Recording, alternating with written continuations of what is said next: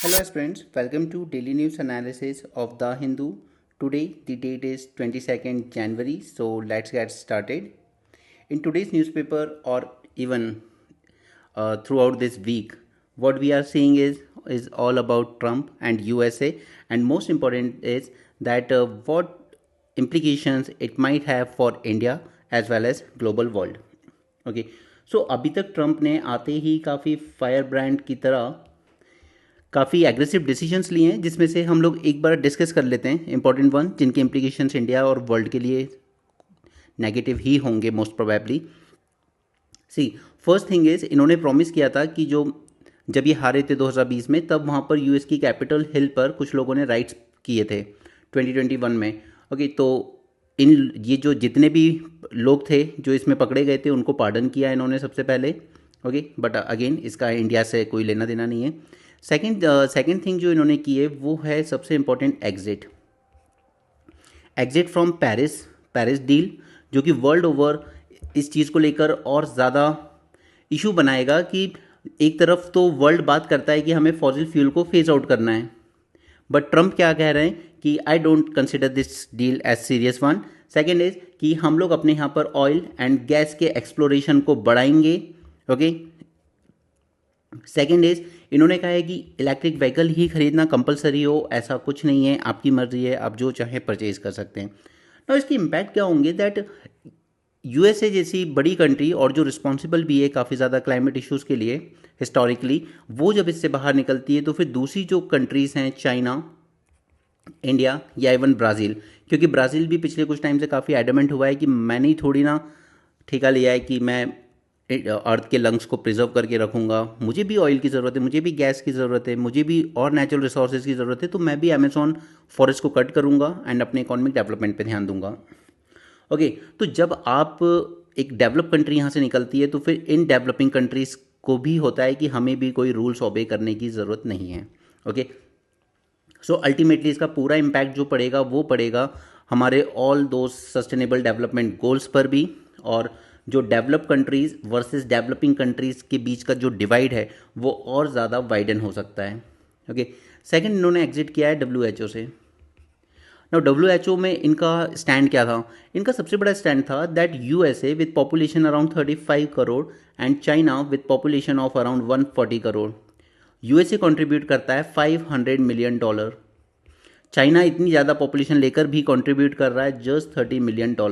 तो ये शायद इनका कंसर्न थोड़ा सा जेन्युइन भी है कि यूएसए ने ही कोई रिस्पॉन्सिबिलिटी नहीं ली है ग्लोबल हेल्थ इश्यूज़ को इरेडिकेट करने की। हम लोग वर्ल्ड से पोलियो इरेडिकेट करने के इतना करीब आए, हमने मीसल्स एलिमिनेट कर दिया, स्मॉल पॉक्स जैसी चीज़ें एलिमिनेट की, तो इसमें डब्ल्यूएचओ का काफ़ी इंपॉर्टेंट रोल रहा और उसमें यूएसए की तरफ जैसी कंट्रीज से आने वाली फंडिंग का भी इंपॉर्टेंट रोल रहा।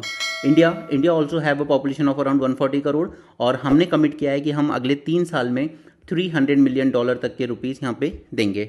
ओके तो यूएसए का इन दो जगहों से एग्जिट करना ग्लोबल लेवल पर काफ़ी इम्प्लीकेशंस लेकर आएगा। ओके सेकेंड इज इंडियंस के रिस्पेक्ट में बात करते हैं। यहाँ पर इन्होंने कहा है कि पहली बात तो कि मैं जो इलीगल इमिग्रेशन है उसको पूरी तरीके से बंद करूँगा, तो वो ठीक है, और करीब 18,000 ऐसे इंडियंस भी हैं इसमें, और इंडियन गवर्नमेंट ने एग्री किया है कि okay we will bring our people back. तो ट्रंप का वो एक इशू तो चलिए इंडिया के रिस्पेक्ट में तो सॉल्व होता है, बट उसके अलावा उनकी जो नेबरिंग कंट्रीज़ हैं मैक्सिको, हॉन्डुरस, वो एक अलग इशू है। ठीक है, सेकंड इन्होंने जो किया है जिसका इम्प्लीकेशन इंडिया पे बहुत पड़ेगा, मैंने आपको जब H1B वीज़ा के बारे में बताया था तो आई टोल्ड यू कि 3 साल के लिए आपको मिलता है प्लस अगले 3 साल के लिए और आप इसको एक्सटेंड करवा सकते हैं। बट इंडियंस इसमें क्या करते हैं कि इसी बीच ये सोचते हैं कि हम लोग बेबी प्लान कर लें एंड हमारा जो बच्चा होगा उसको बाय बर्थ ही यूएसए की सिटीजनशिप मिल जाएगी, राइट? तो ये चीज़ इन्होंने बंद कर दी है। इन्होंने कहा है कि एंडिंग दी बर्थ राइट सिटीजनशिप, तो इसका इम्प्लीकेशन हमारे ये जो वीज़ा होल्डर्स होते थे या जो टेम्प्रेरी वर्क परमिट पर जाते थे इनके साथ ये इशू और बढ़ेगा। ओके नाउ इसके अगेंस्ट काफ़ी सारे यूएसए के ही अलग अलग स्टेट्स ने, खासकर जहाँ पर डेमोक्रेटिक पार्टी रूल कर रही है बाइडेन वाली, उनका कहना है कि उन्होंने सुप्रीम कोर्ट में पेटिशन फाइल की है कि ये हम बहुत ही अनकॉन्स्टिट्यूशनल एक्ट है, राइट? तो एक तो ये इम्प्लीकेशन, एंड सबसे इंपॉर्टेंट इम्प्लीकेशन जो होगा वो होगा ब्रिक्स नेशन के लिए, क्योंकि ब्रिक कंट्रीज ने ऑलमोस्ट नियरली प्लान किया था कि हम लोग एक कॉमन करेंसी लॉन्च करेंगे उसका डिज़ाइन भी तैयार कर लिया गया था। लेकिन ट्रंप ने अपने इलेक्शन कैंपेन के टाइम भी कहा था कि what you people expect me, कि आप लोग एक कॉमन करेंसी बनाएंगे, आप लोग डी डॉलराइजेशन ऑफ वर्ल्ड की बात कर रहे हो and you want me to sit and watch. No, इन्होंने यहाँ पे ब्रिक कंट्रीज को वार्निंग दी है कि मैं आप पे 100% टैरिफ लगाऊंगा। जो 10 कंट्रीज आज ब्रिक्स की मेंबर है, मैं आप पर 100% टैरिफ लगाऊंगा अगर आप इस तरह की कोई भी चीज़ करेंगे तो। Okay, second is Canada and Mexico. अब इनके बीच में यहाँ पर नॉर्थ अमेरिकन एफटीए है इन सभी कंट्रीज के बीच में। ओके, ये दोनों कंट्रीज अमेरिकन मार्केट को एक्सेस करती हैं, तो उससे यूएस का डी इंडस्ट्रियलाइजेशन हो रहा है और इस वजह से इन्होंने इन दोनों कंट्रीज से आने वाले प्रोडक्ट्स पर 25% टैरिफ इम्पोज करने की बात कही है। नेक्स्ट इज यहाँ पे यूएसए और मैक्सिको, इनकी बॉर्डर पे, यूएसए और मैक्सिको बॉर्डर में यही इशू होता है कि जैसे हमारे यहाँ बांग्लादेशी घुस आते हैं, इधर से मैक्सिको के काफ़ी लोग यूएसए में घुसते चले जाते हैं। Okay, and majority of these people are actually drug dealers. Okay, तो इसको रोकने के लिए यहाँ पर इन्होंने नेशनल इमरजेंसी डिक्लेयर की है on it's southern border Mexico के साथ, ताकि इस इलीगल माइग्रेशन को ये रोक सकें। राइट, इसके अलावा इनकी जो और वार्निंग्स जो सीधे सीधे ग्लोबल ऑर्डर को ही थ्रेट करेंगी, क्योंकि अभी हम लोग क्या बात करते हैं कि चाइना नेशनल ऑर्डर्स नहीं मानता, वो यूएन क्लॉज को नहीं मानता और साउथ चाइना सी पे पूरा अपना क्लेम रखता है। राइट, तो अभी तक हम लोग उसी तरीके से रशिया ने भी ग्लोबल ऑर्डर को नहीं माना, रूल्स को नहीं माना और यूक्रेन को इन्वेड कर दिया।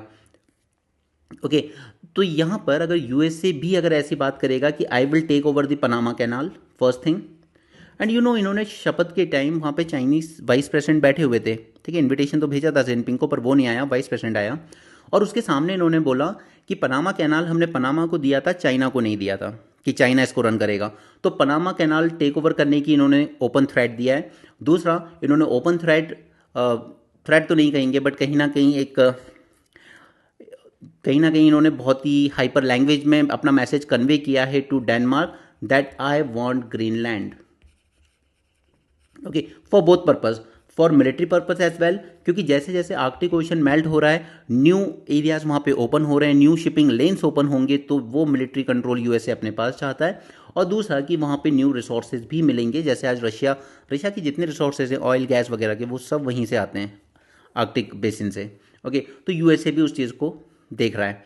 सेकेंड इज एक और इम्पॉर्टेंट चीज़ जो इन्होंने की है, अपने यहाँ पर ट्रांसजेंडर राइट्स खत्म कर दिए। ओके, इन्होंने कहा है हम इनके पूरे राइट्स को डी रिकग्नाइज करेंगे, हमारे यहाँ पर सिर्फ 2 ही जेंडर होंगे, मेल एंड फीमेल।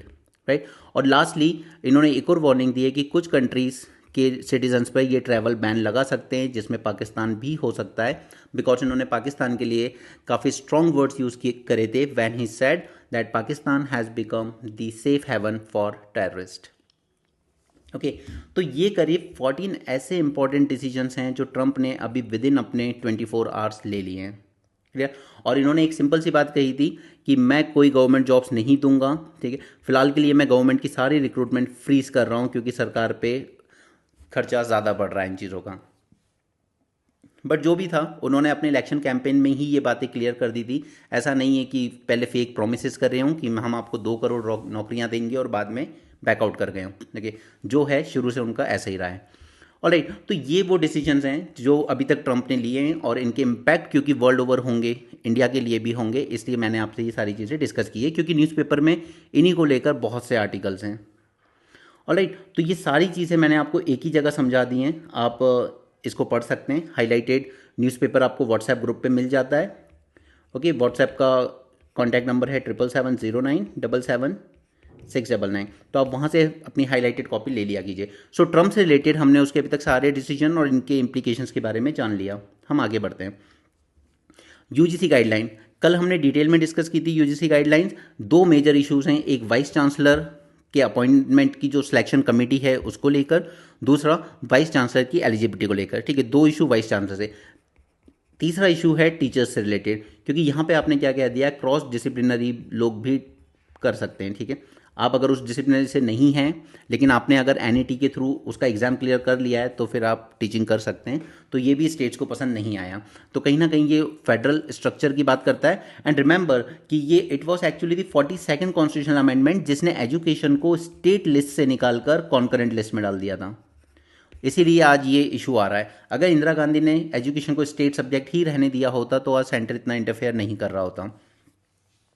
बट उनके इंटेंशन खैर ठीक थे इस मामले में, क्योंकि उनको लगता था कि कुछ स्टेट गवर्नमेंट्स जानबूझ के अपने एजुकेशन सिस्टम को बहुत वीक रखती हैं, बट एटलीस्ट कॉन्करेंट रहेगा तो सेंटर रेगुलेट कर सकता है थोड़ा सा। बट सेंटर ने क्या किया है, रेगुलेशन या कोऑर्डिनेशन करने की बजाय इंटरफेरेंस करना शुरू कर दिया है। तो यूजीसी गाइडलाइंस हम कल देख चुके हैं, we are not going into that again. वैसे भी अभी ड्राफ्ट स्टेज पर है वो।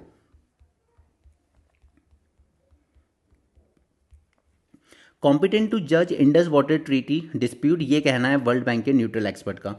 अब इसके रिस्पेक्ट में आप पहले एक छोटी सी बात समझिए। फर्स्ट इज कि यहाँ पर एक परमानेंट इंडस कमीशन होती है। अगर इंडिया और पाकिस्तान के बीच किसी भी प्रोजेक्ट को लेकर डिस्प्यूट है तो सबसे पहले वो मैटर हम लोग डिस्कस करेंगे बायलैटरल लेवल पर, that is permanent Indus commission. India के मेंबर होते हैं, पाकिस्तान के भी।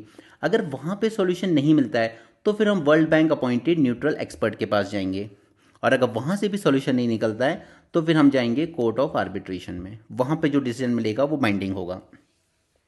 नो प्रॉब्लम क्या आ रही है, दैट यहाँ पर हमारे दो प्रोजेक्ट्स थे, one was Ratle and second was Kishan Ganga project and Ratle hydro electric project.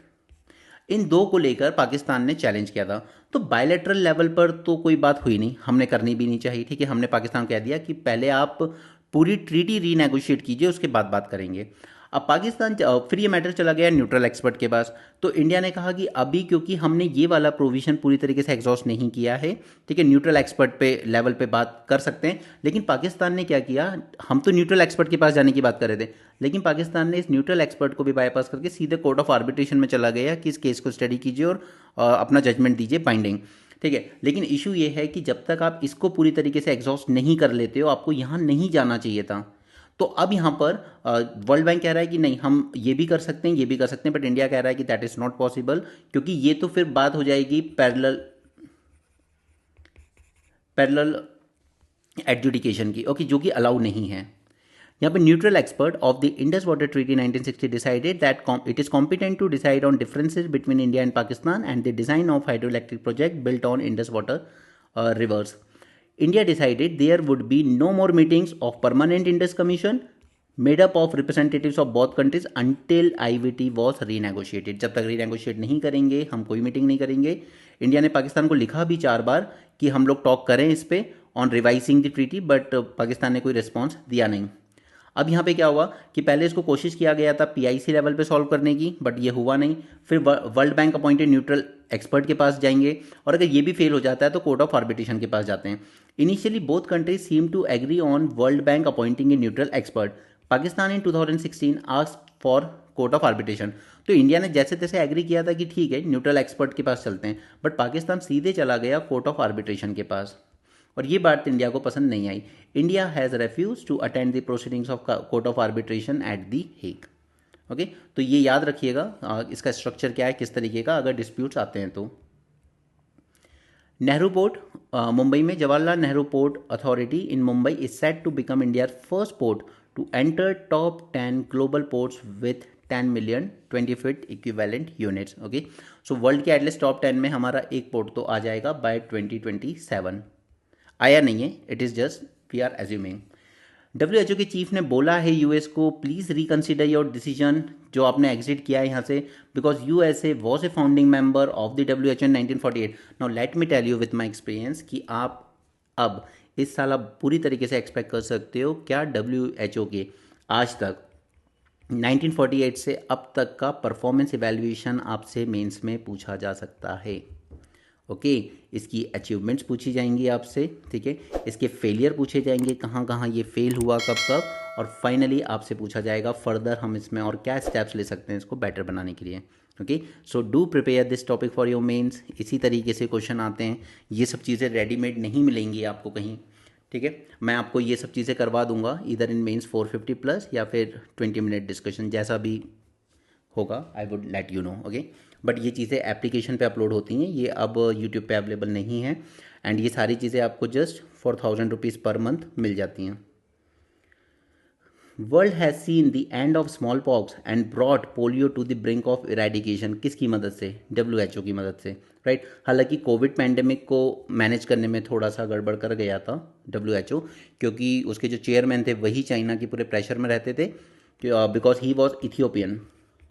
Okay, Ethiopia से आते थे और इथियोपिया में चाइना ने मैसिव इन्वेस्टमेंट कर रखा था। वहाँ की गवर्नमेंट अच्छी खासी चाइनीज़ प्रेशर में थी और ये अपॉइंट जो हुए थे तो इन्होंने ही इसका नाम रख के कोविड रखा था rather than calling it Wuhan virus under pressure from China. India is also among top 10 global contributor of core funding and हमने कमिट किए हैं to give more than $300 million for 3-year period of 25 to 28। Okay, next is India France discuss कर रहे हैं civil nuclear issues. तो India का civil nuclear agreement किसके साथ है? हमारा USA के साथ ऑलरेडी है, ठीक है। अब यहाँ पे हो क्या रहा है, आखिर क्यों ये सारी कंट्रीज हमारे साथ न्यूक्लियर कॉपरेशन में इतनी आनाकानी करती हैं? क्योंकि हमने न्यूक्लियर पावर का स्टेटस जब अचीव किया था, अटल जी के टाइम हमने न्यूक्लियर टेस्ट किया था, तब काफ़ी सारी कंट्रीज़ ने हम पे सैंक्शन लगा दिया था। बिकॉज कहीं ना कहीं आज भी वर्ल्ड यही मानता है कि there are only 5 nuclear powers. ये जो इंडिया, पाकिस्तान, नॉर्थ कोरिया और इसराइल, ये जो चार हैं, इनको न्यूक्लियर पावर नहीं मानती वर्ल्ड, ठीक है, ऑफिशियली तो नहीं मानती।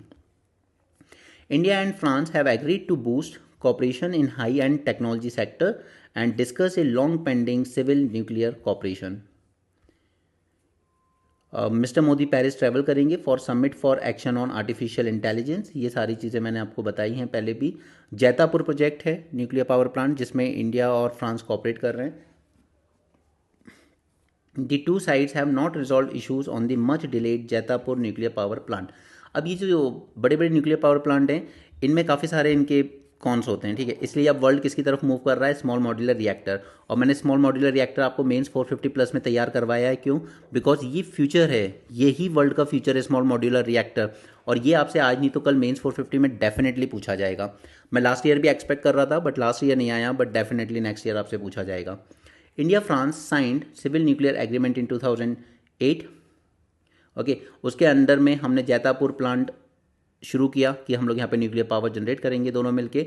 लेकिन प्रॉब्लम वही आती है न्यूक्लियर प्लांट्स में, एक तो प्रोजेक्ट कॉस्ट बहुत हाई ज़्यादा होती है, टाइम ओवररन हो जाता है, और उसके अलावा लॉक जैम शुरू हुआ है इंडिया के सिविल लाइबिलिटी लॉ पर, civil liability for nuclear damage act 2010।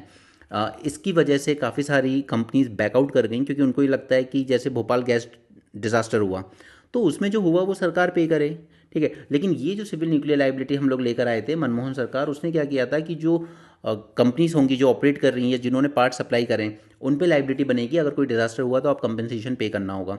तो काफ़ी सारी कंपनीज से बैकआउट कर गई। फिर नरेंद्र मोदी सरकार ने आके थोड़ा सा इसमें चेंज किया। उन्होंने कहा कि एक काम कीजिए, सारी लाइबिलिटी आप पे लाई नहीं करेगी, हम अपने जो पब्लिक इंश्योरेंस कंपनीज हैं, ठीक है, उनके साथ आपका एक लॉन्ग टर्म इंश्योरेंस करवा देंगे, 15 साल 20 साल, आई थिंक 15 ईयर रखा गया था, ठीक है। तो फिर जाकर कुछ कंपनीज को सेटिस्फैक्शन हुआ। बट इससे ज़्यादा हम लोग कॉपरेट कर रहे हैं ऑन स्मॉल मॉड्यूलर रिएक्टर, और यही फ्यूचर है वर्ल्ड का, हमें इसी की तरफ जाना है, स्मॉल मॉड्यूलर रिएक्टर। ओके, इसके प्रॉस कॉन्स और ये पूरा टॉपिक मेंस 450+ में डिस्कस हुआ है। प्लीज़ यूट्यूब पे पड़ा हुआ है, देख लेना, तैयार कर लेना, डेफिनेटली आएगा एग्जाम में देर सवेर। India France to work together on maritime surveillance in Indian Ocean region. तो इसके रिस्पेक्ट में सिर्फ एक ही बात याद रखिए कि हम लोगों ने इन्फॉर्मेशन फ्यूजन सेंटर बनाया हुआ है, इंडियन ओशन रीजन को कवर करता है जो पूरे, और उसका हेडक्वार्टर कहाँ है? गुरुग्राम में। और यहाँ पे क्या इश्यूज हैं जिन पे हम लोग कॉपरेट कर सकते हैं? First is illicit maritime activities such as piracy या आर्म्ड रॉबरी अरेबियन सी में, maritime terrorism, contraband smuggling, illegal and unregulated fishing, hybrid as well as cyber security threat and marine pollution, ठीक है। ये सारे वो इश्यूज हैं जिन पे maritime corporation हमें करना है, और उसमें ये जो इन्फॉर्मेशन फ्यूजन सेंटर हमने बनाया है गुरुग्राम में, ये काफ़ी इंपॉर्टेंट है, क्योंकि ये रियल टाइम इन्फॉर्मेशन देता है। अगर कोई पायरेट्स या कोई आर्म्ड रॉबर्स आपकी शिप की तरफ बढ़ रहे हैं तो ये सारी रियल टाइम इन्फॉर्मेशन आपको दे दी जाती है, जैसे कि आपने KGF 2 के एंड में देखा होगा। ओके, नेक्स्ट हम लोग चलते हैं। First article of the day is time to seize the promise of US India nuclear deal. तो हम इस न्यूक्लियर डील के बारे में बात करेंगे, क्योंकि ये काफ़ी हमने साइन तो कर ली थी 2008 में, और मनमोहन सिंह का कहना भी था कि मुझे अगर याद रखा जाएगा तो इस डील के लिए ही याद रखा जाएगा। ओके, लेकिन ये उतनी कभी इफेक्टिवली टेक ऑफ नहीं कर पाई, तो इसके बारे में जानेंगे कि इसको अब रिवाइव किया जा सकता है। दूसरा, Trump 2.0 is a disruptor of global legal order, ठीक है। तो हाँ, डिसरप्टर है Trump, no doubt, but he is very straightforward, वो जो करना है वही बोलता है। It's not like other presidents of USA past में, जो बात तो करते थे ग्लोबल पीस की बट हमेशा रिजीम चेंज करने में इंटरेस्टेड रहे, African countries, West Asian countries, और उस वजह से काफ़ी ट्रबल्स पूरे वर्ल्ड ने देखे। Okay, but at least is a straightforward man. Now Trump is living up to his threat as well as promise, तो ये सारी हमने जान लिए हैं उसने क्या क्या किया है पिछले 24 घंटे में। The price of success, Kerala's rising maternal mortality ratio is not yet a cause of concern, ये मैंने आपसे 2 दिन पहले डिस्कस किया था कि यहाँ पे एमएमआर बढ़ तो रहा है केरल में, लेकिन वो क्यों बढ़ रहा है? क्योंकि डिनोमिनेटर में चेंज हो रहा है, नंबर ऑफ जो बर्थ हो रहे हैं वो कम हो रहे हैं। ठीक है, ऐसा नहीं कि नंबर ऑफ मदर्स की डेथ ज़्यादा हो रही है। जब नंबर्स ही कम होने लगेंगे, डिनोमिनेटर डिक्रीज होने लगेगा, तो एमएमआर बढ़ने लगेगा। ये मैं 2 दिन पहले डिस्कस कर चुका हूँ, इसलिए मैं उसको दोबारा नहीं कर रहा हूँ।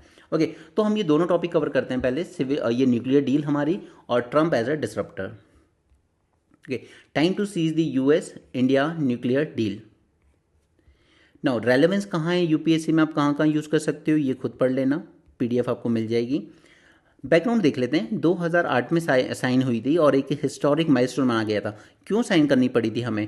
क्योंकि हमने न्यूक्लियर टेस्ट जब किया 1998 में, उसके बाद हमारी काफ़ी सारी कंपनीज पे बैन लगा दिए गए या सैंक्शन लगा दिए गए। तो हमें काफ़ी सारी जो टेक्नोलॉजीज जो हमें सिविल न्यूक्लियर यानी कि अपने न्यूक्लियर पावर प्रोडक्शन में यूज़ करने की जो भी टेक्नोलॉजीज चाहिए, इक्विपमेंट्स चाहिए और यूरेनियम चाहिए, इस सब पे हमारे पास एक तरीके से बैन लग चुका था। तो हमारे सारे न्यूक्लियर प्लांट बेकार होते जा रहे थे। तो अल्टीमेटली, और हम लोग क्योंकि यहाँ पे एनपीटी के मेंबर नहीं है, ठीक है, नॉन प्रोलिफरेशन ट्रीटी हमने साइन नहीं किए। हालांकि हम लोग अपनी खुद की तरफ से एक पॉलिसी लेके आए, नो फर्स्ट यूज़, बट वो भी सेटिस्फाई नहीं कर पाए यूएसए, फ्रांस और वर्ल्ड की अदर कंट्रीज़ को। हालांकि फ्रांस से तो हमें बाद में सप्लाई किया, ठीक है, बट जापान ने काफ़ी हैविली क्रिटिसाइज़ किया था और यूएसए ने काफ़ी हैविली क्रिटिसाइज़ किया था। तो हमारी काफ़ी सारी कंपनीज जो इस फील्ड में थी वो सब बैन हो गई थी पूरी तरीके से।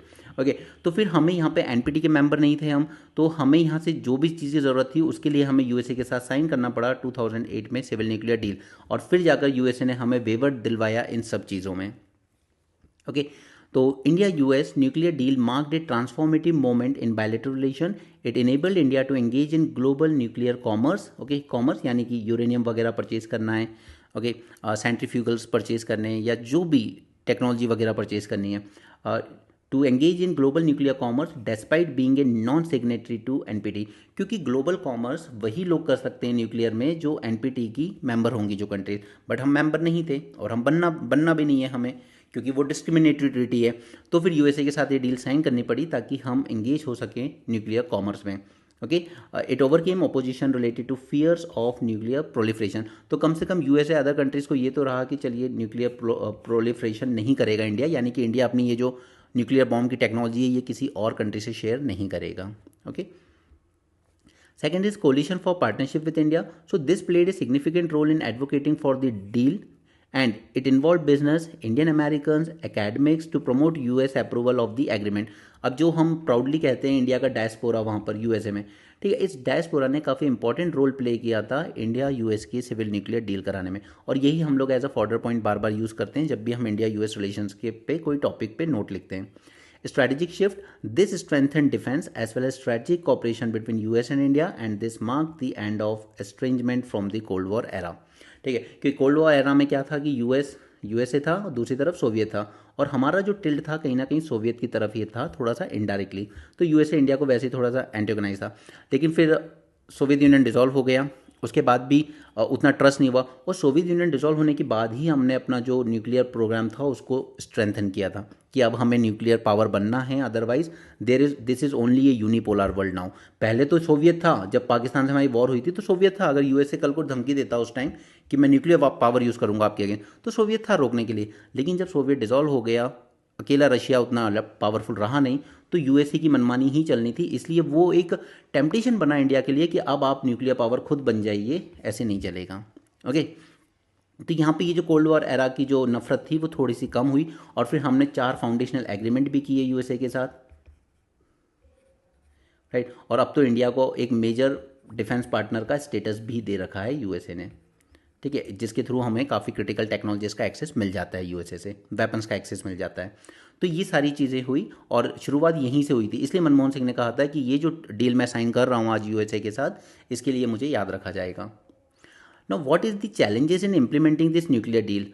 फर्स्ट इज़ कि अभी थोड़े दिन पहले भी हमने देखा था जहाँ पे यूएसए ने कहा है कि अब मैं इंडिया की इन एंटिटीज़ को हटा दूंगा ब्लैक लिस्ट से। अप्रॉक्सीमेटली 200 इंडियन एंटिटीज़ यानी बिजनेस हाउसेज, ठीक है, were on US Department of Commerce entity list in 2008 restricting their engagement in the nuclear technology. The removal of only a few entities limited the deal's full potential. तो 2008 में जब deal sign हुई तब भी हमारी entities को हटा तो दिया गया इस लिस्ट से, लेकिन 200 में से सिर्फ कुछ ही को हटाया गया था। अभी पिछले वीक हमने न्यूज़पेपर में देखा था 5 और एंटिटीज़ को हटाएगा यूएसए इस लिस्ट से, राइट। क्योंकि जब तक आप इनको हटाओगे नहीं, जब तक वो न्यूक्लियर टेक्नोलॉजी और इस ग्लोबल कॉमर्स न्यूक्लियर कॉमर्स में एंगेज नहीं करेंगी, तब तक हम इस डील का फुल पोटेंशियल यूज़ नहीं कर सकती दोनों कंट्रीज। ओके, सो कम से कम यहाँ पे तो एक मूवमेंट शुरू हुई है जिसमें कुछ इम्प्रूवमेंट होगा। पर दूसरा इशू बन के आ गया लाइबिलिटी कॉस्ट। 2008 में आप डील साइन करते हो, 2010 में आप एक लाइबिलिटी क्लॉज ले आते हो जिसमें सारी लाइबिलिटी जो भी रिस्क होगा इस न्यूक्लियर डिजास्टर से वो डाल दिया गया न्यूक्लियर सप्लायर पे। और सप्लायर कौन है यहाँ पे? यूएसए। तो इसने यूएस की सारी कंपनीज को डिटर कर दिया कि वो पार्टिसिपेट नहीं करना चाह रही थी फिर इंडिया की न्यूक्लियर डेवलपमेंट में। Okay, so this was the second issue जिस वजह से हम डील को पूरी तरह यूज़ नहीं कर पाए। Third was technology transfer and security concern. अब यहाँ पे यूएसए का एक है कि मैं ड्यूअल यूज टेक्नोलॉजीज नहीं दे सकता, यानी कि वो टेक्नोलॉजीज जो सिविल न्यूक्लियर पावर में भी यूज़ होंगी और डिफेंस न्यूक्लियर पावर में भी यूज़ हो सकती हैं, ऐसी ड्यूअल यूज टेक्नोलॉजी यूएस से शेयर नहीं करता, क्योंकि उसके लिए उसको फिर अपने पार्लियामेंट यानी कांग्रेस से परमिशन लेनी होती है यूएसए को, और वो चीज़ इतनी आसानी से मिल नहीं पाती है। So US restriction on sharing this dual use technology remain a significant barrier and India face challenges in securing the advance technologies crucial for civil nuclear expansion. तो ये तीसरी वजह जिस वजह से ये प्रोजेक्ट ज़्यादा तेजी ये डील हमें फ्रूटफुल रिजल्ट नहीं दे पाई। Fourth was consumer and cost concern. The high cost of nuclear energy make it less viable compared to the renewable energy options in India. अब क्योंकि प्रोजेक्ट कॉस्ट बहुत हाई होती है, ओके, इसका gestation period बहुत है, 7-8 साल लग जाते हैं इसको ऑपरेशन में आने में, और उसके बाद इसके साथ रिस्क फैक्टर भी बहुत है। इसलिए अब वर्ल्ड ने क्या किया कि न्यूक्लियर पे ज़्यादा ध्यान देना ही बंद कर दिया था और वो renewable energy specially solar and wind पे ज़्यादा फोकस करना शुरू कर दिया वर्ल्ड ओवर।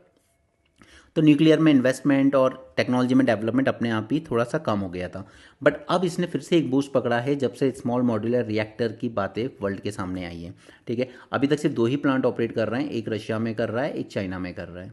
तो ये चीज़ें बूस्ट बढ़ेंगी आगे, बट इंडिया को इसमें आगे बढ़ने के लिए ज़रूरत पड़ेगी कॉपरेशन विद अदर कंट्रीज़। सो इससे सिग्निफिकेंस क्या था इस डील का, ये आप सेल्फ पढ़ लेंगे, इसमें समझाने का कुछ नहीं है।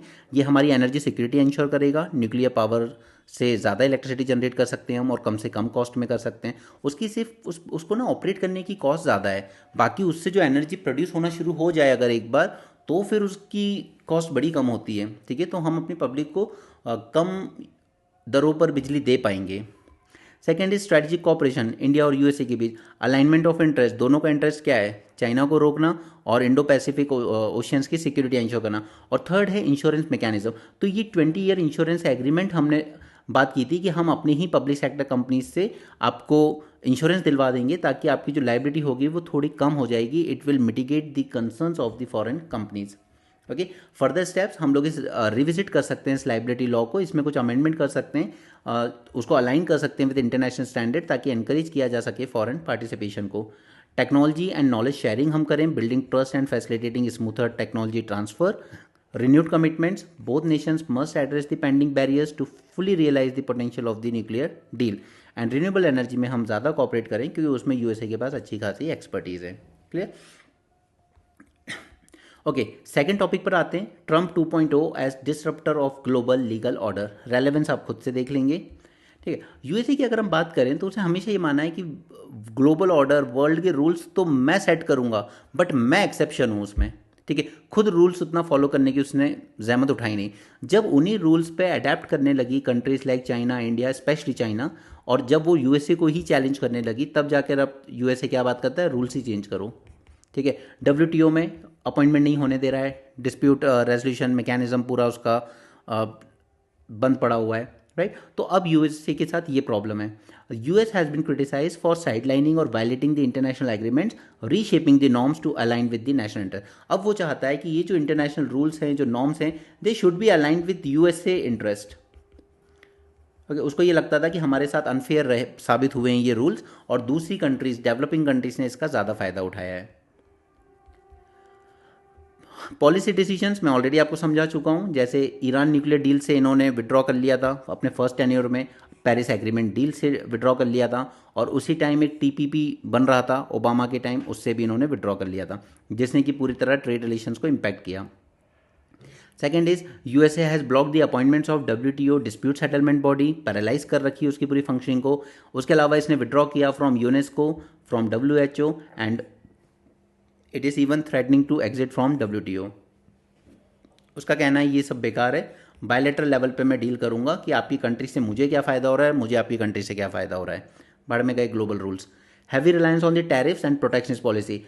अगर आप अब जैसे इंडिया का ट्रेड सरप्लस है यूएसए के साथ, तो वो क्या करेगा, इसको बैलेंस करो या फिर मैं इंडिया पर और एक्स्ट्रा टैरिफ लगाऊंगा, आपके एक्सपोर्ट जो हमारे यहाँ आ रहे हैं उनको रिड्यूस करूंगा। ओके।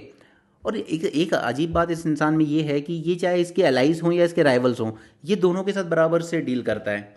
ये मोदी के साथ दोस्ती भी कर लेगा और मोदी को ही धमकी भी दे देगा कि ये टैरिफ हटाओ हार्ले डेविडसन पे जो 15% बचा है वो भी, अदरवाइज मैं भी आपके प्रोडक्ट्स पे टैरिफ लगाऊंगा।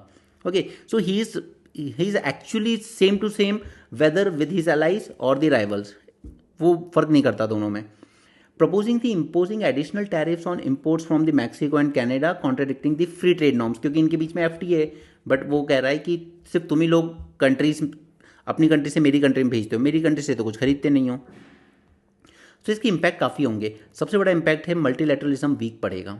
Okay, it will accelerate the erosion of multilateral institutions, all these WHO, WTO, UNESCO that have established the global legal order till now. USA may disengage from the treaties and agreements reinstating during Biden administration. तो वो तो उसने वैसे ही पलट दिए, आते से ही पलट दिए बाइडेन के सारे decision. The statement on annexing the Greenland, incorporating territories such as Canada as 51st state, this reflect unilateralism. World तो यही बात कर रहा था ना आज तक यूएन में कि यूनिलेटरल एक्शन नहीं लेना चाहिए किसी भी कंट्री को, स्पेशली पावरफुल कंट्री को किसी वीक कंट्री के अगेंस्ट, बट ये तो ओपनली बोलता है कनाडा को अमेरिका से ट्रेड करना है तो बन जाओ 51st स्टेट हमारे। Challenge to international norms, US actions could embolden revisionist states like China and Russia to violate the sovereignty and pursue territorial ambition. China के एम्बिशंस क्या हैं? चाइना के एम्बिशन से ताइवान लेना, राइट, वो ले लेगा, ठीक है। उसी तरह रशिया के एम्बिशंस क्या हैं? उसको फिर से वो सारी कंट्रीज अपने स्फीयर ऑफ इन्फ्लुएंस में चाहिए जो सोवियत यूनियन की टाइम थी, ऑलमोस्ट 14 कंट्रीज। तो ये सब रिविजनिस्ट स्टेट बोलते हैं इनको, जो पुराना टाइम वापस लाना चाहती हैं। Legal implication, it is the violation of international law. ये जो यूनिलैटरल टैरिफ्स आप लगा रहे हो या टेरिटोरियल क्लेम कर रहे हो ग्रीनलैंड, पनामा और कनाडा पर, it violate the norms under article 2 clause 7 of UN charter which prohibit interference in sovereign matters. Impact on allies, तो यहाँ पर ये जो इन्फ्लुएंशियल लोग भी है ना, एलॉन मस्क जैसे, इनकी तरफ से भी जब इस तरह के स्टेटमेंट्स आते हैं पनामा कैनाल को लेके या कनाडा को लेकर, तो it affect laws and policies in allies such as UK, Germany also. Broader global implication, revisiting the sovereignty, US stance may redefine the global legal framework and embolden other nations to challenge the international rule of law. तो फिर अब आपके पास कोई moral authority रह नहीं गई है China को ये कहने की कि आप इंटरनेशनल रूल्स क्यों नहीं मानते हो। ठीक है, यूएन क्लॉज ने कहा कि ये एरिया फिलीपींस को जाएगा, आपने माना नहीं, तो वो भी कह देगा अब तो खुद अमेरिका नहीं मानता तो मुझे क्या बोल रहे हो। Response from other nations will need to strengthen multilateral institutions, ठीक है, कि यूएसए जा रहा है तो जाने दो, आप तो डब्ल्यूएचओ, यूनेस्को वगैरह को स्ट्रांग बनाओ, कैसे बना पाओगे यूएसए के बिना, and ensure that global norms remain intact, but मुश्किल है अब। ओके, थोड़े टाइम पहले हमने देखा था ब्रेक्सिट, ठीक है, ब्रिटेन भी एग्जिट कर गया था यूरोपियन यूनियन से, इसी के नाम पर कि हमें अपनी टेरिटरी पे या अपनी कंट्री में सारे लॉस अपने कंट्रोल में चाहिए। The world is changing for a while, और ये वर्ल्ड कोई आज से चेंज नहीं हो रहा है, ये काफ़ी टाइम से हो रहा है, ठीक है। एनवायरमेंटल चेंज हम लोग देख रहे हैं, जैसे चेन्नई में वाटर क्राइसिस आए, ठीक है। यहाँ पे मैंने हर एक पॉइंट के आगे यूपीएससी रेलेवेंस इसलिए लिखा है ताकि ये सारे सिर्फ इस आर्टिकल में एग्जाम्पल्स दिए हैं, तो आप उनको as a fodder material use कर सकते हो कि आप कहाँ कहाँ पे इनको देख सकते हो। जैसे 2019 में चेन्नई ने फेस किया सीवियर वाटर शॉर्टेज, उस दिन को कहा गया डे 0। साउथ अफ्रीका ने भी ऐसे कई दिन देखे। तो इसके कॉजेज़ क्या हैं? पुअर वाटर मैनेजमेंट, ठीक है, unseasonal monsoon patterns, extreme climate events like torrential rain and droughts, right? So this is first challenge. Global warming and climate shift हो रहे हैं, high concentration of carbon dioxide in the atmosphere due to human activities, and you can refer to fossil fuel which are irreversible in nature. ठीक है, तो मैंने यहाँ पे सारे पॉइंट्स के साथ आपके पास यूपीएससी में कहाँ यूज़ कर सकते हो इसे एज अ फॉर्डर पॉइंट, वो सब चीज़ें यहाँ पे लिख दी हैं। बाकी समझा मैंने, आपको सब कुछ दिया है, तो उसमें आपको कोई दिक्कत नहीं आएगी, आप इसको सेल्फ रीड कर सकते हैं। ठीक है, सोसाइटल एंड टेक्नोलॉजिकल ट्रांसफॉर्मेशन हो रहे हैं वर्ल्ड में। वर्ल्ड में पॉलिटिकल पोलराइजेशन बढ़ता जा रहा है, ग्लोबल ट्रेंड आप देख ही रहे हैं, यूएसए में, इंडिया में।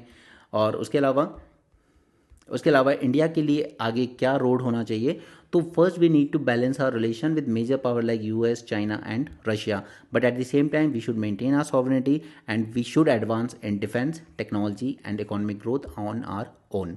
Okay, this is first thing that India should do. Second is we need to focus on resilience and adaptation as well.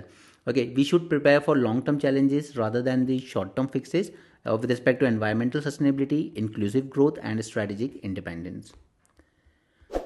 Okay, data protection rules के बारे में तो यहाँ पे हम लोग ऑलरेडी काफ़ी बात कर चुके हैं, क्योंकि अभी भी ये ड्राफ्ट स्टेज में है, तो इस पर आर्टिकल चाहे 50 बार भी आ जाएं, मैंने आपको जो चेंजेस इसमें ये सरकार करना चाह रही है वो मैंने आपको समझा दिए 2 दिन पहले। ओके, अब इसको आने का वेट कर लेते हैं, उसके बाद हम लोग देखते हैं। सबसे बड़ा इशू यही बनेगा, data localisation.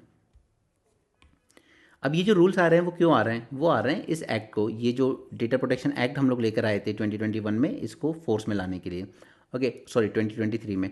While this act permits the government to limit personal data transfer, it confines such restrictions to specific notified countries. लेकिन ये रिस्ट्रिक्शन सभी कंट्रीज़ में नहीं है, कुछ पर्टिकुलर कंट्रीज़ में, जैसे अगर चाइना की ऐप्स वगैरह हमारे यहाँ ऑपरेट कर रही हैं, तो हम उसमें लगा सकते हैं कंपनी रिस्ट्रिक्शन कि एटलीस्ट आप चाइना में हमारा डेटा स्टोर नहीं करेंगे। Okay, remember this, to specifically notified countries.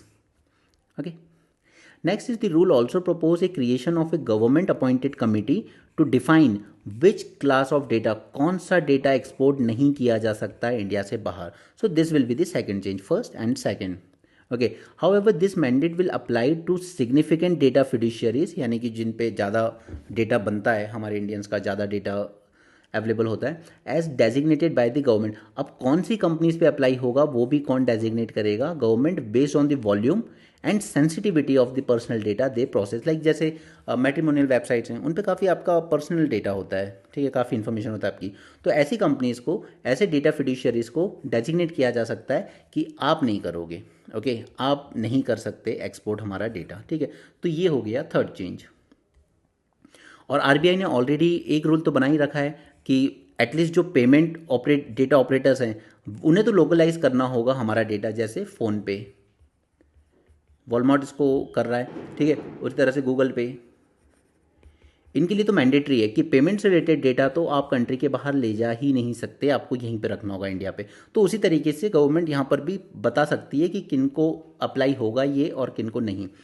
अब यहाँ पर अगर आप देखें तो this rule empower union government through designated authorised person to demand any information from a data fiduciary or intermediary in the interest of India sovereignty, integrity, national security। अब हम लोग व्हाट्सएप पे बात कर रहे हैं तो वो एनक्रिप्टेड है एंड टू एंड, ठीक है, लेकिन यहाँ पे सरकार को पावर दी गई है कि वो डिमांड कर सकती है किसी भी तरह की इन्फॉर्मेशन, एंड ये जो डिस्क्रिशनरी पावर सरकार के पास होगी, these are susceptible to misuse, potentially enabling surveillance और the suppression of dissent. Okay, so this is fourth important factor. Then additionally, these provisions could compel the social media intermediaries to compromise their end-to-end encryption of messages, right? तो ये कुछ important बातें कई बार कर चुके हैं हम ड्राफ्ट लॉस रूल्स के बारे में, जब आएंगे तब देखेंगे। What is status of smart city mission? तो अगर कोई गवर्नमेंट का प्रोजेक्ट सबसे बुरा तरीके से फेल हुआ है, जिसको बड़ी हाइप के साथ लॉन्च किया गया था, तो वो यही है smart city mission. Know outcome, एकदम ज़ीरो। ओके, तो इसके रिस्पेक्ट में वैसे तो आई डोंट थिंक कि ये जिस तरीके से फेल हुआ है, यूपीएससी कभी आपसे पूछेगा कि इसमें क्या कर सकते हैं, बट इसके कुछ प्रोविजंस जान लीजिए। और सेकंड थिंग इज़ कि इसको हम और बेटर कैसे इम्प्रूव कर सकते हैं।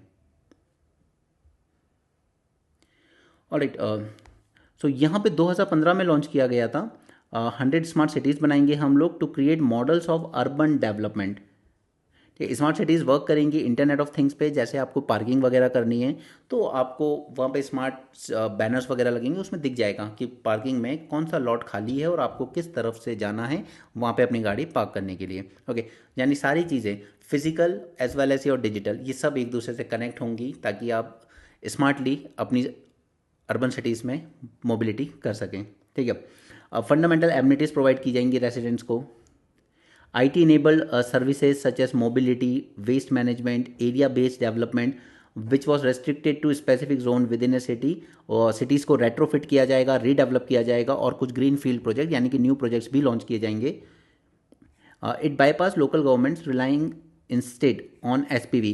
अब यहाँ पे एक गलत चीज़ यही हुई कि जो लोकल गवर्नमेंट थी यानी कि अर्बन लोकल गवर्नमेंट्स यहाँ की, उनको बाईपास किया गया और स्पेशल पर्पस व्हीकल बना लिए गए under the companies act, and वो वर्क कर रही हैं जस्ट लाइक प्राइवेट कंपनीज. ठीक है, ये सारे फीचर्स हैं स्मार्ट सिटीज़ के, बट ये काफ़ी आउटडेटेड टॉपिक है, सो आई डोंट थिंक. बट इसके ये जो 6 प्रिंसिपल्स हैं ये आप देख सकते हैं. Smart solution, e governance, waste management, water management, ठीक है, अर्बन मोबिलिटी को लेकर, एनर्जी मैनेजमेंट को लेकर. हालांकि सिर्फ 60% of the projects have been completed so far. इसमें जो चैलेंजेस हैं वो आपके सामने हैं, और smart city wide smart solutions जो हैं वो भी यहाँ पे मैंने थीम वाइज लिस्ट कर दिए हैं. ठीक है, पुराना टॉपिक है, आई वोंट रेकमेंड, लेकिन फिर भी एटलीस्ट पढ़ लोगे तो ठीक रहेगा चैलेंजेस वगैरह, बट एग्जाम में पूछे जाने की पॉसिबिलिटी काफ़ी कम है. Anti venoms are not easily accessible in India. बाय, सांप काट लेता है उसके बाद आप एंटीबॉडीज़ वगैरह देते हो. ठीक है, तो ये कैसे बनाया जाता है? देखिए, इसी सांप का जहर यूज़ किया जाता है, फिर वो हॉर्स वगैरह ऐसे एनिमल्स में थोड़ी सी मात्रा में डाला जाता है, और उनकी बॉडीज़ रिएक्ट करती हैं, एंटीबॉडीज़ डेवलप करती हैं, और फिर उन एंटीबॉडीज़ को रिट्रीव किया जाता है और इंसानों के लिए दवाई तैयार की जाती है. ओके, रेलेवेंस तो मैं नहीं कहूँगा कि बहुत कोई ज़्यादा एग्जाम में है, लेकिन प्रीलिम्स में ज़रूर पूछा जाती है इस तरह की चीज़ें. First is India record highest number of snake bite cases globally with approximately 58,000 death annually, और कई बार परमानेंट डिसेबिलिटी भी हो जाती है. एक स्टडी बताती है that between 2001 to 2014 there were 12 million snake bite death in India alone, और मेजरली रूरल पॉपुलेशन ही होती है जिसमें इस तरह के इंसिडेंट्स ज़्यादा देखने को मिलते हैं. So what are these antivenoms? These are life-saving medicines created by injecting small venom doses into animals like horses, triggering the antibody production. And then these antibodies are extracted and purified to counteract the venom effects. The antivenoms neutralize the toxins that attack the blood, nervous system या फिर tissues जब सांप आपको काटता है. India में status देखें अगर, तो we rely heavily on polyvalent antivenoms, that is PVA. It is effective against common snakes but less effective for the lesser known species. अब स्नेक्स में कई ऐसे स्पीशीज हैं जिनके बारे में हम जानते ही नहीं हैं. जो वेल नोन स्नेक्स हैं उनके जहर को तो काट लेगा ये, लेकिन जो लेसर नोन स्पीशीज हैं उस पर नहीं इफेक्टिव हो पाती है. मैन्युफैक्चरिंग एंड डिस्ट्रीब्यूशन चैलेंजेस भी हैं इसके अलावा, which worsen the availability especially in rural areas. कि सांप ने काट तो लिया लेकिन एंटीवेनम अवेलेबल ही नहीं है, फिर अल्टीमेटली आपको डिस्ट्रिक्ट्स हॉस्पिटल्स की तरफ ही जाना पड़ता है, और उसमें कई बार देर हो जाती है. की चैलेंजेस देखें तो पहला चैलेंज है health care access, that is limited and inadequate medical care in rural areas. Patients often travel long distance for the treatment. This unequal access to facilities, logistical issues, and systematic delays, this reduce the treatment efficacy. Second is the high cost of antivenoms and associated medical care remains the unaffordable for many, क्योंकि महंगा भी आता है काफ़ी. Infrastructure gap, तो proper facility नहीं है वहाँ ट्रांसपोर्ट करने की या वहाँ पर रखने की, इसको कोल्ड स्टोरेज नहीं है दवाई रखने के लिए, ट्रेंड स्टाफ नहीं है रूरल एरियाज़ में. This hampers the antivenom ability, और इसी वजह से काफ़ी सारी डेथ हो रही है इंडिया में. स्नेक की डाइवर्सिटी भी अपने आप में इशू है, क्योंकि इंडिया में मिलते हैं 300 से ज़्यादा तरह के स्नेक, लेकिन हम लोगों ने बहुत ही कम को कवर कर पाए हैं बाय दीज एंटीवेनम्स. ओके, तो सॉल्यूशन क्या है? First is we need to improve this antivenoms. The researcher aim to develop recombinant DNA based antivenoms for greater efficacy, safety and affordability. Second is efforts are underway to use artificial intelligence for designing antibodies targeting the specific toxins, यानी कि जो अलग अलग species snacks के इन toxin को release करते हैं, तो हम उसमें AI का यूज़ कर सकते हैं ताकि हम उसी तरह का एंटीबॉडी बना सकें. Policy recommendation, we need to expand manufacturing units and cold storage, especially in rural areas. We need to conduct studies to map the venom variability across species and region, and we can train healthcare workers in snake bite response. Okay, तो ये सब basic बातें mains में नहीं पूछी जाएंगी, but may be शायद कभी प्रीलिम्स में कुछ आ जाए, और इंटरव्यू में तो आपसे कुछ भी पूछा जा सकता है. US out of global corporate tax deal. अभी ग्लोबल कॉर्पोरेट टैक्स डील क्या थी? देखिए, काफ़ी साल पहले साइन की गई थी, क्योंकि हर कंट्री में होल्ड लग गई थी कि कंपनीज को ज़्यादा से ज़्यादा अपनी तरफ अट्रैक्ट करने के लिए हम लोग क्या करें, कॉर्पोरेट टैक्स कम कर दें. जैसे दुबई वगैरह ने 0 कर रखा है, इंडिया ने भी कम करके कितना किया था, 15% for new companies and 22.5% for existing companies. Okay. उसी तरीके से यूएसए ने भी इसको रिड्यूस करके 15% और उसके बाद इसने करके 10% कर दिया। तो अगर ऐसे होल्ड लगती रहेगी तो कॉर्पोरेट टैक्स अगर सभी जगह जीरो होने लगा तो फिर इनइक्वालिटी वर्ल्ड में और बढ़ती जाएगी, right, that is true. But the fact, खैर इंडिया में उसके बाद भी कोई ज़्यादा इन्वेस्टमेंट नहीं आया। उसका रीज़न है कि हमारे यहाँ और 50 तरह के टैक्स ऑलरेडी लगे हुए हैं और जिसने इंसान की डिस्पोजेबल इनकम इतनी कम कर दी है कि मार्केट में डिमांड ही नहीं है, तो कंपनी इन्वेस्ट करके करेगी क्या। इस सरकार ने टैक्स लगा लगा के मार्केट से डिमांड बिल्कुल ख़त्म कर दी है। ओके, एनीवे, तो यहाँ पर फिर वर्ल्ड साथ में बैठता है ओईसीडी के अंडर में और ये लोग डिसाइड करते हैं कि हम लोग एक कॉमन मिनिमम टैक्स रखेंगे पूरे वर्ल्ड ओवर कॉर्पोरेट्स के लिए। ओके, से 15%। बट यूएसए ने वो भी नहीं माना। उस टाइम तो मान लिया था, बट अब ट्रंप ने फिर कह दिया कोई ज़रूरत नहीं है ये सब करने की, हमारा देश है, हमारे यहाँ पे कंपनीज को ऑपरेट करना है, हमारी मर्जी, हम किस तरीके से उनके साथ डील करेंगे। President Donald Trump on Monday declared that a global corporate minimum tax deal has no force और effect in the USA. European Union, Britain and other countries have adopted the 15% global corporate minimum tax, right? India ने भी adopt किया था, जबकि USA ने नहीं माना। USA अभी भी 10% ग्लोबल मिनिमम टैक्स मानता है। ओके, ओईसीडी ने ये सारी चीज़ें शुरू की थी to end the competitive reduction in the corporate tax rate, क्योंकि कॉम्पिटिटिव रिडक्शन भी ठीक नहीं है। अब जैसे सारी कंट्रीज इंडस्ट्रीज दुबई क्यों भाग रही हैं, 0% corporate tax, Malaysia, Singapore, right, इस वजह से।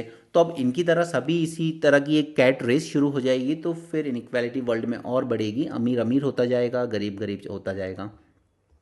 Another part of OECD negotiations were aimed at new arrangement to share the taxing rights on large profitable multinational companies with countries where their products are sold। जैसे अब ये YouTube है या Facebook है, Twitter वगैरह, इन पे अधिकतर जो व्यूअरशिप है वो कहाँ से आ रही है, इंडिया चाइना जैसी कंट्रीज पे जहाँ इतनी पॉपुलेशन है।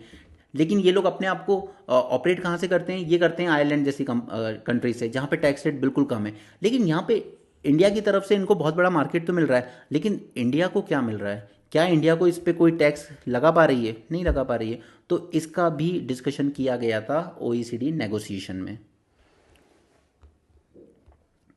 Government begins the search for trial sites for air taxi. तो अब जहाँ हमारे लोगों को बेसिक नीड नहीं है, अनएम्प्लॉयमेंट अपने पीक पे, वहाँ पे हम लोग एयर टैक्सी के ट्रायल्स करने जा रहे हैं। एयर टैक्सी उसमें एक कंसेप्ट होता है, ये और जान लीजिए, electric vertical take off and landing.